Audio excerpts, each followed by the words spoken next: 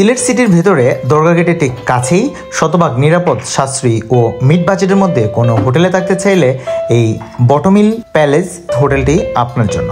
বটমিল হোটেলটি সিলেটের most popular hotel নূরজাহানের ঠিক ডান পাশ ঘেঁষা গলি দিয়ে 50 গজ ভেতরেই অবস্থিত।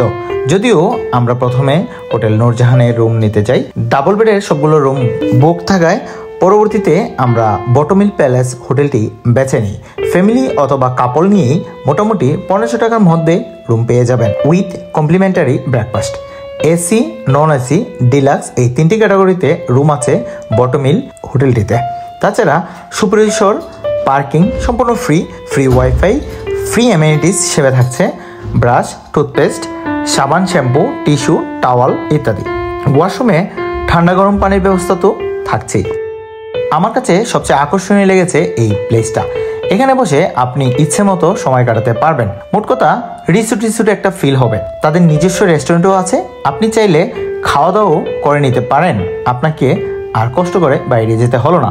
বটমিল থেকে হযরত শাহজালাল রহমতুল্লাহি মাজার যেতে সময় লাগে পায়ে হেঁটে সর্বোচ্চ 5 থেকে 7 মিনিট।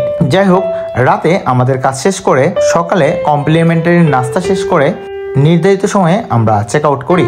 পরে সিলেটের ভাইরাল কাজির বাজার এই সেলফি ব্রিজে এসে ফটোশুট করি।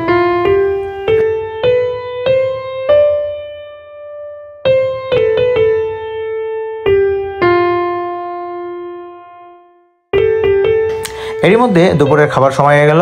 দুজনই সিদ্ধান্ত নিলাম সিলেটের দয়ামিরে অবস্থিত হাজী মকসুদ আলী পেট্রোল পাম্পের পাঞ্চি রেস্টুরেন্টটিতে দুপুরের খাবার খাবো। আপনারা যারা আমার নিয়মিত ব্লগ দেখেন তারা এই পেট্রোল পাম্পটি আমার কতটা প্রিয় সেটা জানেন, কারণ এটা নিয়ে আমার ব্লগ আছে।